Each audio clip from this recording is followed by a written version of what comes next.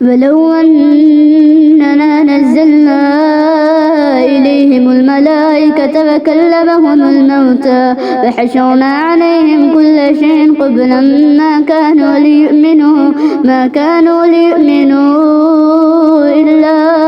إن شاء الله ولكن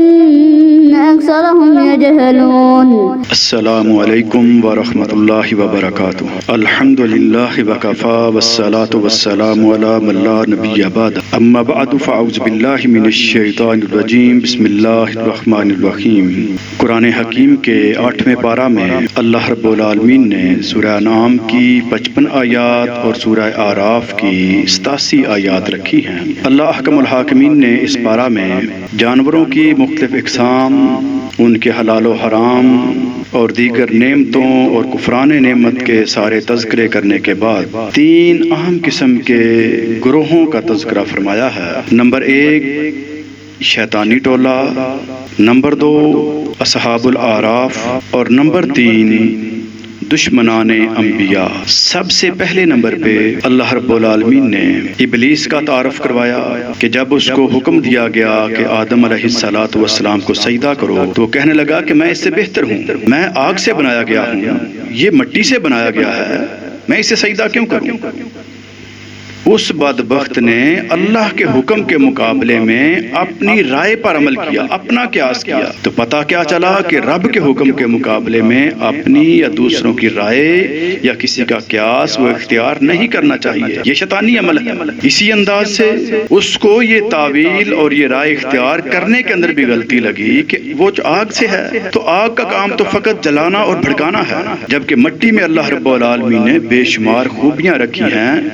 چین اور سکون سے اس کو مالا مال کیا ہے، معدنیات رکھی ہیں، رزق وافر دیا ہے، بے شمار نعمتیں ہیں مٹی میں. تو ایک تو وہ غلطی پر تھا اور دوسرا اس ہٹ دھرمی کی وجہ سے اللہ تعالیٰ نے پھر اس کو اس مقام سے دھتکار دیا اور وہ جو بڑا مقرب بنا پھرتا تھا اس کو پھر رسوا کر کے دنیا میں پھینک دیا. یہ چونکہ ابلیس جنات میں سے ہے، فرشتے نور سے ہیں، تو اس شیطان نے پھر اللہ سے مہلت مانگی اور پھر انسانوں کو گمراہ کرنے کے لیے اس نے عجیب و غریب ہتھ کنڈے استعمال کیے، حتیٰ کہ سیدنا آدم علیہ السلام اور حوا جن کی خواہش یہ تھی کہ ہم ہمیشہ جنت میں رہیں، ان کی اسی نیک خواہش کو اس نے ایسے ہائی جیک کیا کہ اس درخت کے پھل کھانے کا مشورہ دے دیا جس سے رب نے منع فرمایا تھا، اور ان کو قائل صرف اس لیے کیا بھی یہ کھا لو گے تو ہمیشہ ہمیشہ جنت میں رہو گے. تو جب انہوں نے اس کی بات کو مان لیا اور یہ ان کو بہلانے پھسلانے میں کامیاب ہو گیا تو ان کو ننگا کروا دیا اور جنت سے نکلوا دیا. اس کے بعد اس نے مشرکین مکہ کے ذہن کے اندر یہ بات ڈالی اور انہوں نے بیت اللہ شریف کا طواف کرنے کے لیے اپنے آپ کو ننگا کرنا شروع کر دیا کہ ہمارے کپڑوں کی خریداری میں، اس کی تیاری میں حرام کی آمیزش کا خدشہ ہے. اس خدشے کے پیش نظر انہوں نے ننگے ہو کے طواف کرنا شروع کر دیا. آج وہ شیطان اور اس کا شیطانی ٹولہ بڑے بڑے قیمتی لباس، انتہائی زیادہ پیسے خرچ کرنے کے باوجود مردوں کی پینٹیں پھاڑتا ہے، وہ اپنی ٹانگیں اور اپنی رانیں ننگی کر کے سمجھتے ہیں کہ ہم تو فیشن کر رہے ہیں. اور اسی طرح خواتین وہ اپنے چہرے سے لے کے جسم کے تمام اعضاء کو ننگا کرنے کو فیشن سمجھتی ہیں. تو یہ در حقیقت شیطانی ٹولہ ہے جو ہر دور میں اولاد آدم کو گمراہ کرنے کی سازشیں کرتا رہتا ہے. ہمیں اس شیطانی گروہ سے محفوظ ہونا چاہیے. اللہ رب العالمین فرماتے ہیں ان کی پہچان کرواتے ہوئے کہ ان دونوں کے ایک دوسرے سے مفادات وابستہ ہوتے ہیں. یہ جو جن ہیں شیاطین، یہ انسانوں سے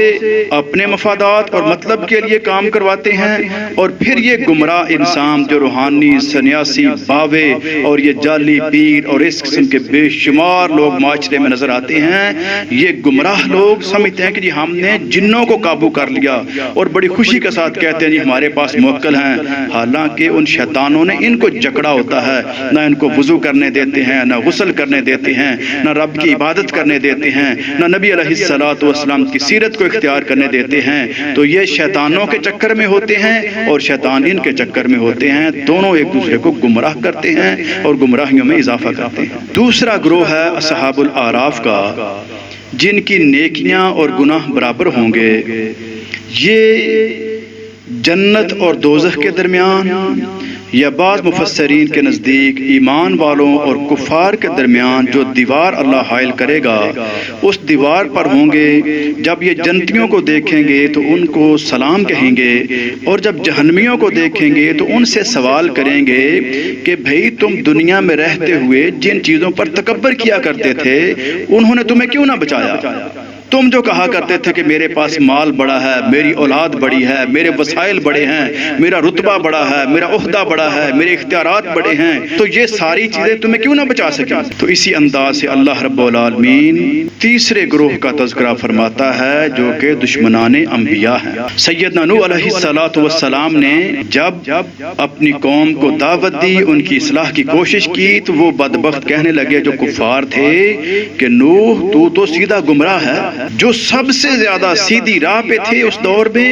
اللہ کے نبی، ان کو ان ظالموں نے گمراہ کہہ دیا۔ انہوں نے پھر 950 سال دعوت دی، صرف چند افراد ایمان لائے،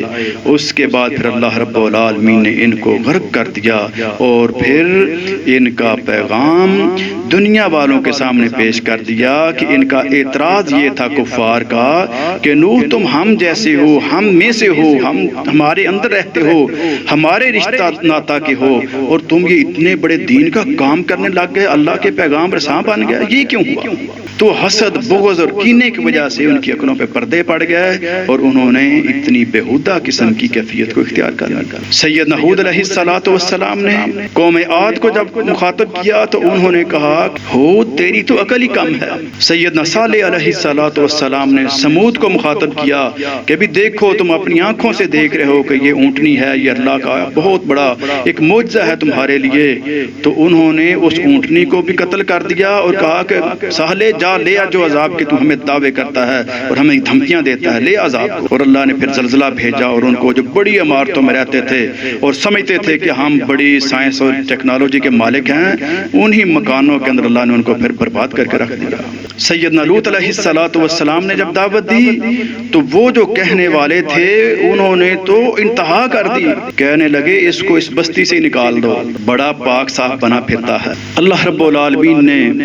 ان دشمنان انبیاء کا تذکرہ فرمایا کہ انہوں نے کہا، اور ان کے الفاظ کو اللہ نے ہمیشہ ہمیشہ کے لیے محفوظ کر دیا قرآن میں، وَمَا كَانَ جَوَابَ قَوْمِهِ إِلَّا أَن قَالُوا اخرجوہم من قریتکم انہم اناس یتطہرون، کہ یہ بڑے پاک صاف بنے پھرتے ہیں، ان کو اپنی بستیوں سے نکال دو۔ یہ ان دشمنان انبیاء کا کام تھا۔ تو آج اگر کہیں پر دین اسلام کی دعوت دینے والوں کے خلاف کوئی بات کرے تو ان کو سوچ لینا چاہیے کہ یہ تو ان کا کردار ہے جو نبیوں کے دشمن تھے، اور جو لوگ اسلام کی دعوت و تبلیغ کے لیے، نشر و اشاعت کے لیے، اس کے فروغ کے لیے، اس کے غلبہ کے لیے اپنے آپ کو پیش کرتے ہیں، اپنا مال پیش کرتے ہیں، اپنا وقت پیش کرتے ہیں، اپنی صلاحیتیں پیش کرتے ہیں، جو کچھ اللہ نے ان کو عطا کیا وَمِمَّا رَزَقْنَاهُمْ يُنْفِقُونَ کے تحت وہ سب کچھ اللہ کے دین کے لیے پیش کرتے ہیں، تو ان کو سمجھ لینا چاہیے کہ یہ انبیاء اور رسول کا طریقہ ہے جس پر چلنے کی اللہ نے ہمیں توفیق دی ہے۔ اللہ ہمیں نبیوں والے طریقے پر چلنے کی اور جناب محمد رسول اللہ صلی اللہ علیہ وسلم کی ایک ایک سنت کو اختیار کرنے کی توفیق عطا فرمائے۔ وآخر دعوانا ان الحمد للہ رب العالمین۔ النفس الكريمة تبتغي الجنات بحلول